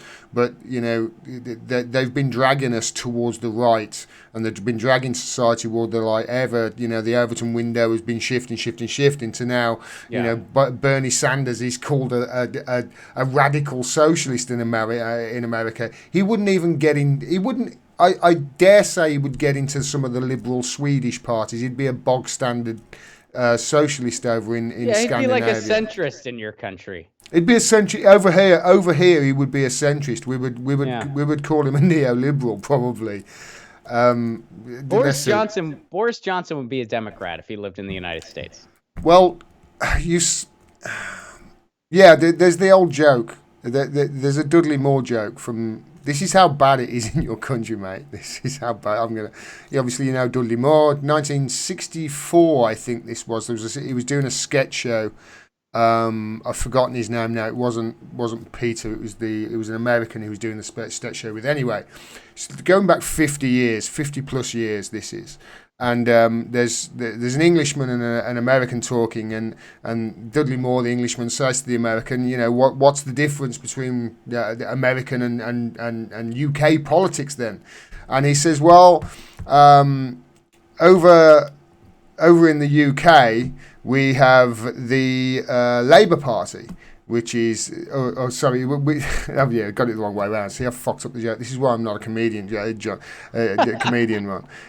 Over in the US, we have the Republican Party, which is the same as your Conservative Party back home, and we also have the Democratic Party, which is the same as your Conservative Party back home. And that was 50 odd years ago. So they were making satirical jokes about it 50 odd years ago. But Boris Johnson, I don't know whether you're aware of this, made a speech yesterday, Ron. Yesterday or the day before, and he made a New Deal speech. Have you heard this? No, I haven't. He made a New Deal speech. So you were talking about FDR though, and he made this speech, and it was all a build, and he's going to invest in the schools, and he's going to invest in the transport systems, and he's going to invest in the police, and he's going to invest in the hospitals. I mean, the NHS, 6 months ago we were worried it's going to get sold off to Trump in a trade deal. Now but then they saved him. He likes the NHS now because they saved his life. Well, in every Thursday we're out there banging our pots and pans, thanking them like lunatics now. So the chances of it being sold off after saving his life and saving so many lives, and us, all loving the NHS and really appreciating them now are next to none. And he's announced this building plan, and to which I shit you not, you've got to listen to the speech. In the middle of his speech, he had to say, as he was announcing all these spending plans, in the middle of his speech, he had to say, "Let me get one thing straight. I am not a communist." He unprompted. He had to say that because of how of the announcements he's made over here. I mean, it's all well and good, obviously, if announcing something is one thing and doing them is another. And obviously, things have been announced by politicians that rarely get follow through on. But my thought is, Ron, why would he announce all these spending things and then have to say, as a conservative, I'm not a communist, for announcing all these massive socialist spending plans that he's announced? Why would he do that if they weren't actually going to follow through on them? Do you see what I mean? Sure. Yeah. But yeah, he Yeah. made this speech yesterday, and I just think it's interesting to see how we have. We're sort of coming out of, I suppose, the coronavirus outbreak over here, and although there have been isolated lockdowns of certain cities, but it's interesting to see how we're coping with it and what direction we're taking over here compared to over there, which Yeah. there's no help. I mean, $1,200 checks. Was it? Are you getting another $600 check? Why? I Why are they don't know. sending I mean, checks? By the way, why what? why are they sending checks? Why don't they just open accounts at the Fed for people? Well, Or some people do direct deposit. There's a variety of ways you can get it. But like I think I got direct deposit, oh, but okay. yeah. So there is an option. It's just more like a figuratively sending one-time check or whatever. But yeah, I mean, when you look at the graph of the cases, you see most countries, like you guys, Canada, and it's going down, and it's like we were all on a roller coaster ride, and for you guys, the ride's ending. You're back at the beginning of the line. The ride's over. For us, we got an extra little loop-de-loop. We're going back up again. We went like this, and now we're going way back up. Except this isn't a roller coaster ride, No, Gordon. If this was a roller coaster ride, I'd then want. you got ripped off and I Yeah, didn't because money I back, get this please. longer ass ride. I get an extra ride. Haha. But this isn't a ride. This is a freaking pandemic. People are dying and getting sick. We don't want to be going this way again, but we're going this way again. And it's remarkable just the cognitive dissonance around it in this country. And there's a number of reasons for it. The biggest reason being the government didn't take care of its people at all. So you have these people who they have to go to work. They don't really have a choice, and they're not being looked after. Like, I mean, I get it that we can't close our grocery stores. People need food. We can't close our pharmacies. People need medicine. But the workers should have been taken care of. Yeah. Nobody should have been having a shift longer than 4 hours. It shouldn't have happened. All the sanitary equipment should have been there. And it wasn't. People weren't having gloves. People weren't given proper hand sanitizer. When coworkers were getting COVID, they weren't even told about it. A friend of mine out in Pennsylvania, where I'm from, he was just exposed recently because a coworker came down with COVID. And, a lot of their customers aren't even wearing masks in the store. So that's going on. It's It shows the real failing of this neoliberal sort of experiment that we've been on since big 1980, time. doesn't it? That Big we time. didn't even stockpile masks, and Facebook did. Well, when you are set up for the almighty dollar, adherence to profit and the almighty dollar over everything else. And it's in every industry where it's that way. Healthcare, goods and services, everything. Your GDP is everything. You're just not set up to handle anything like a pandemic. And that's what the United States is. And I understand that, there's capitalism in England too, but you guys have a basic social safety net. You understand that the point of a federal government, among other things, is to look out for the people in a situation like this, in a pandemic. We don't have any of that. We are, the most rugged form of this disastrous system, and we're seeing it crumble before our very eyes. And this is what capitalism is. This is what it does. This is what it's set up to do. It was And predicted to do this as well, wasn't it? Didn't because it's Marx done this every predict time. this? It's done the same thing every single time. And when you read, you know, so like you mentioned Marx, when you read right now I'm reading Proudhon, you know, they pretty much spoke out against this stuff, you know, in the centuries ago, saying like this is what's happened. I mean, there's a part in Proudhon where he basically says why we should never have something like Wall Street, why we should never have like big banks. He didn't use that verbiage because it didn't exist then, but he like laid it out. He's like, when you have something that just relies on currency, and the only way to acquire more currency is via other currency, which that's basically like in our, you know, like a very elementary way of predicting something like Wall Street. Yeah. He's saying like that's going to crash and burn. We can never do anything like that. So we've been warned centuries ago not to do what we're doing now, and we're freaking doing it. And, you know, it's just set up to benefit a small handful while everyone else suffers. And the problem is that small handful controls the media and controls everything else in your life. And that small handful don't care about the consequences because in their minds they'll be They're long fine. gone by the time the consequences are paid, so they don't really care about it. It'll be Yep. your children that suffer, won't it, Ron? Yeah, the United States is just their playground. And if it ever gets bad, they'll just, I mean, hell, man, some of the richest of the rich, they're just thinking about going up to space. I want to You ask know, you. Go on, you Go ahead. carry on, mate. No, I was just going to say Jeff Bezos, Elon Musk, they want to go to space. Yeah, Elon Musk. Why did he do that, Ron? Why did he throw a car at Mars? Because he could. Because he could. I mean, Gordon, people who I have a want to billion, like him. good luck with that, man. There's two types of people in this world you cannot trust: billionaires and people who don't inhale. Elon Musk is both of those things. He is both of those things. So good luck with that. But you know, it's when you think about what it takes to actually get $1 billion, you can't. You're an If you're a evil person billionaire, if you get it. well, you're a criminal too. Yeah. You can't, like, there's no such thing as getting $1 billion unless you screwed over a lot of people along the way. You can become rich. If you have an idea like Facebook, can you accumulate a lot of wealth? Yeah. Where you're going to be fine for the rest of your freaking life? Yeah. Where your children are going to be fine for the rest of their freaking lives? Yeah. Are you going to get $1 billion though? Not if you treat everybody who helped you get there the way you should have. Same with Amazon. Yeah. There's no reason. No, first of all, there's no reason why anyone needs to be a billionaire. There's just no reason for it.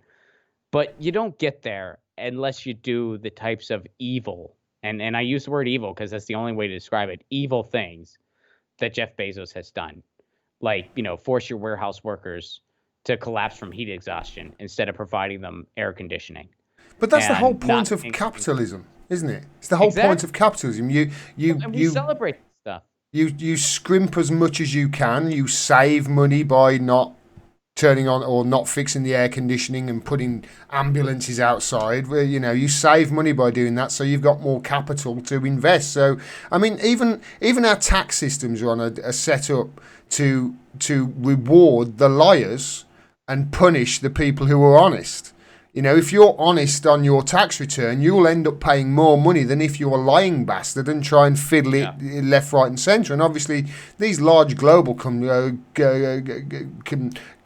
like Facebook and Google, they've got armies of lawyers and tax people who can, fiddle out all sorts of loopholes, and they end up paying absolutely no tax at all. And this is going to come to a head very soon, I think, because we're seeing it over here. We're hearing more of our government really trying to rein in and trying to put levies on these social medias.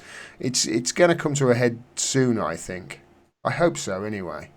Well, I feel like it needs to. I mean, it's just because it is completely out of control. And usually that's the way it happens. When capitalism gets to the point where it's completely out of control, which it always does, it gets reined in for a little bit until it gets out of control again and rinse and repeat. And wouldn't it be great if we didn't have to rinse and repeat? Wouldn't it be great if we just kind of realized, like, hey, there's a better way to do society. There's a better way to do society where maybe the bottom line isn't the most important thing. Maybe the most important thing is the quality of life for everybody, where everybody has a fair opportunity, where everyone has food in their belly, a roof over their heads, and they can go see a doctor regardless of how much money's in their pocket.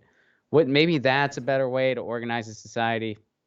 I don't know. Call me Ma- crazy. I totally agree with you, mate. It's I think it's about. I keep saying it's about time we got the adults in the room and start actually having conversations and figuring out what the best way to go forward. Because at the moment, the people who are making the most sense are twice bankrupt, failed businessmen like me, who's middle aged and hasn't done a goddamn thing right in his life, and the comedians over in America like yourself. It's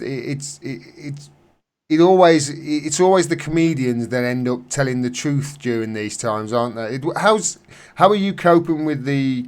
Are you doing the shows online now, or because obviously we don't know when you're going to be able to go out live again, do we? Yeah, I mean it's yeah, I mean I'm just doing all my online stuff has not changed much. It just changed in the sense that like, a lot of the studios I used to go to, I can't go to any of them anymore. So everything is just completely remote. Like this, like everything's just via Zoom or Skype. And then, I mean, Get Your News On with Ron, I've always just kind of run that out of my apartment. So that hasn't changed at all. That's still totally the same. But touring is, yeah, I mean, we have gutted all of our 2020 plans. We're trying to reschedule for next year.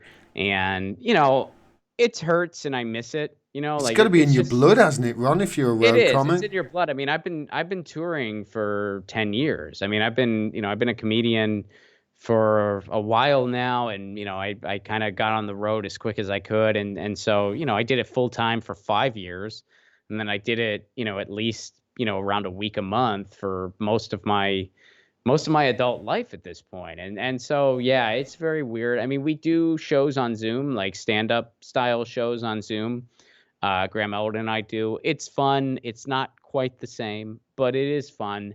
And so that's something. But yeah, I miss the road. I What don't was miss the traveling part of it, but I do miss, going to different cities, doing the what shows, meeting people.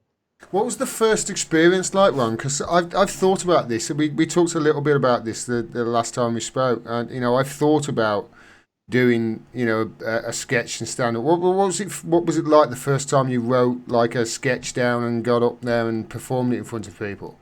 Well, it was kind of overwhelming because my very first time I was pretty bad. I didn't really get any laughs because I had no idea what I was doing. And then like my second time, I got a lot of laughs, which is kind of typical. It's not uncommon for somebody. The most common story that you hear is like someone goes up for the first time and they just have a really good set and they get a lot of laughs and then they just bomb relentlessly for 8 months Yeah, or a year in some cases. And for me, it was like the first time I bombed royally, but then the second time I did really good, and then I bombed for like a year. Like it's just, but you know, when you start out, it's like you write these jokes and you just you have no idea how to write a joke in most cases. You don't really know what your rhythm is. Like you don't know any of that stuff because you don't find out until you do it in front of an audience and see it firsthand. So you just kind of go up there and it's just a lot of trial and error. Um, but when something connects, it's just this amazing feeling because you're just seeing this instantaneous reward for your labor. And you're realizing, oh shit, that's a funny joke that I wrote. And you might tell 5 or 6 jokes in like a short open mic set, and maybe 4 of them bomb royally, but then one of them gets this big pop, and you're like, I got one funny joke. Well, guess what? If you get about 30 or 40 funny jokes, well, then you got a set. yeah. And so that's why people keep doing it. And that's why it's like, I mean, it takes a long time to like kind of work your way up the ladder, but it's a lot of fun. And one of the best pieces of advice I was ever given was like, a headliner came to town. It's actually a guy who's still active, a comedian named Augie Smith. He's really funny.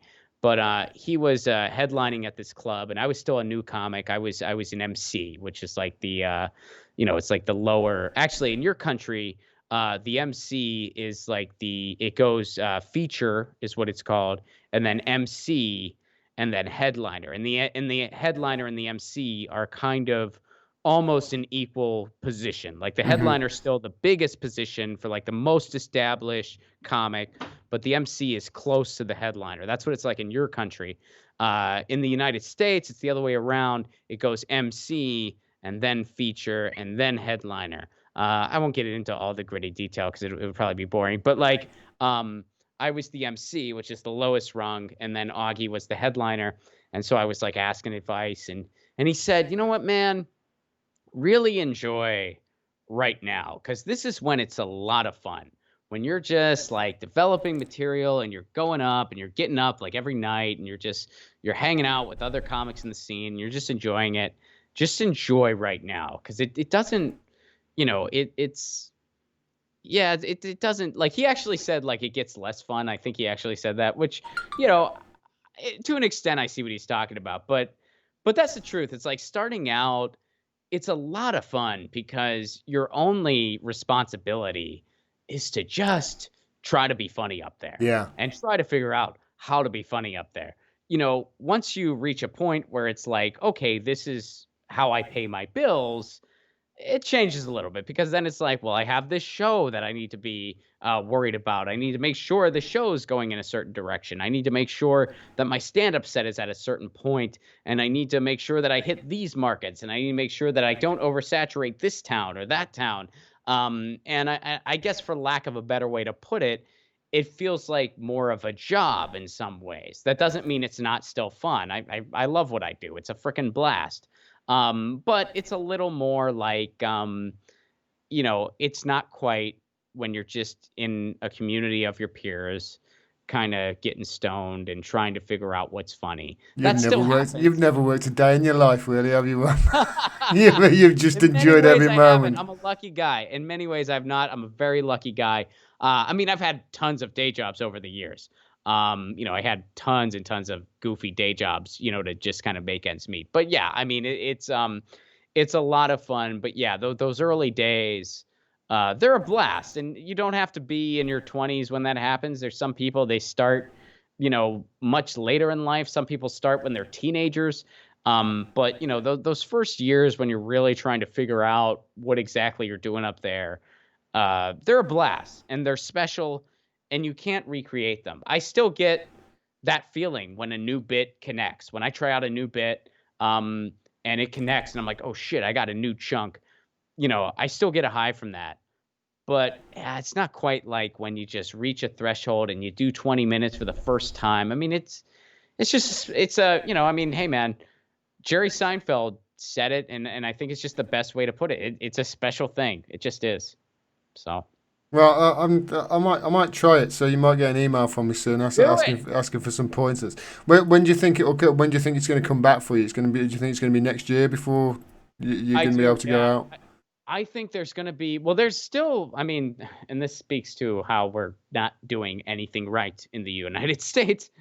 Some of it's back now. I mean, right now there is some comedy clubs are open, which I don't think they should be. I think any type of live performance should be limited to something outdoors and with a lot of open space and social distancing at most. At Dave most. Chappelle had it right, didn't he? Did he do an outdoor thing or did He he? did. He did one 8:46 on Netflix for the George Floyd thing, and he did it outdoor in Yeah. his. If I remember right, yeah, he's big with his community, isn't he, Dave Chappelle? He's actually a bit really active in his community, and they had like marquees out and whatever, and he did that set on 8:46. If you haven't seen it, yeah, watch it. It's brilliant. No, He's I've heard that. I still haven't watched it, but I know I need to do that. Yeah, that's the way to do it right now. And outdoors is not conducive for comedy. It's just not. no, you But need the you walls and the put your room, face there. don't you? The You atmosphere. do. But you adapt, and you do your best. I mean, I've done outdoor shows before. We all have. So, right now, I mean, the one thing I am trying to potentially do a little bit of in 2020 is sometimes I do house shows. It's something that I've done even before the pandemic. So, I'm kind of putting some feelers out there. Does someone have like a big yard where there could be like a socially distanced show? And I'm looking into maybe doing some of those in the area. If we can all, everyone wears a mask, everyone social distances. We'll see. Maybe that'll happen a little later, like later this summer. But I mean, comedy clubs, they should not be open right now. And I think it's going to be about a year, because even as some places are able to open, other places still aren't. So it's like, if you're a touring performer, like, what are you going to do? Like, go to Boston but skip New York, or go to Atlanta but skip, whatever. I'm Yeah, just naming cities. I'm not basing this off of any statistics or I know anything, you but you mean. know what I mean. So I think I'm hoping next year, our goal, my Graham and mine's goal, is we're hoping next summer we'll be able to hit the road again.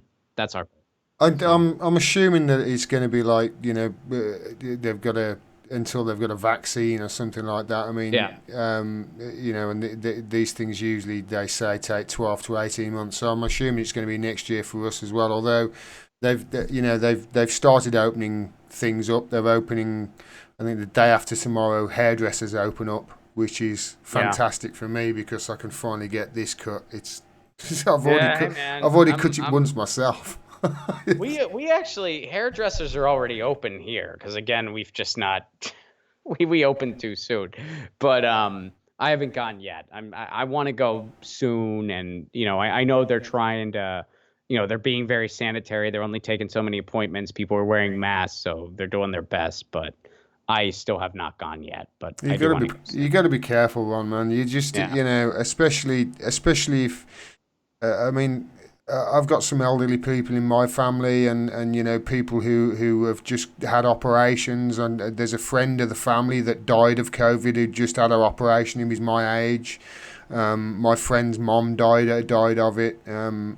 So, and obviously, you just don't know whether it could hit you hard, because there were all sorts of people who are fit in their 30s, and they don't make it as a result of it. So you never know. It's really scary, and I'm hoping I'm hoping that saner heads are going to prevail over there, and you end up stopping this surge that has I hope so happened. too. I really do, and I hope that you all come together, and at least something's got to happen over there with regards to the president. I mean, with regards, because this is just a farce. It's South Park level. It really is. Yeah, it really is. That I mean, if they wrote it as South Park, you would turn the episode off and just go, okay, you've gone too that's far too now. much. That's Yeah, ridiculous. that's ridiculous. Yeah, I mean, it's like one of those, like, truth is stranger than fiction, because it's like, I mean, I was always saying, I was like, you couldn't pitch this year as a movie, no one will buy it.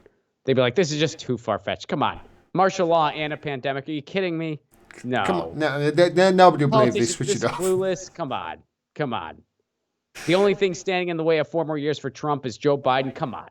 You got to be Hey, kidding. listen, You got to Ron. be It's kidding. like I say, the presidential race, the race in America this year is going to be between a man who, half the time when he opens his mouth he's lying, and the other half the time you can't make any sense of him. Who has got a history of ripping people off and fraud. Who's got a history of sexual allegations, even rape against him. And his opponent is going to be Donald Trump for the Yep. election this year. Yep. God help us all, mate. God help us all. Is there anything you wanted to talk about before we wound up? We've talked about quite a bit. Is there anything I've I missed? think we covered a lot of ground. Yeah, we definitely covered a lot of ground, man. Thanks so much for thinking of me for one. I know this is a new podcast, Are so you I kidding, man? really, Thanks so much for coming on and giving me your time.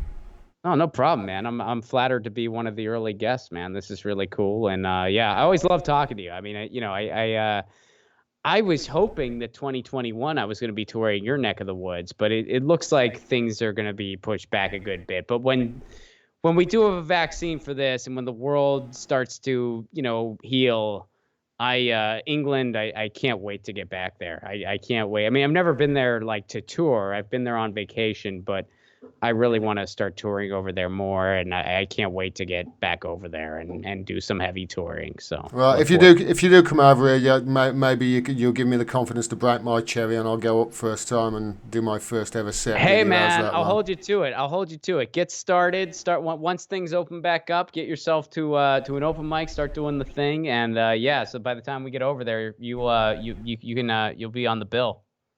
Romper can. Thanks very much, buddy. Take Cheers, care, man. everyone.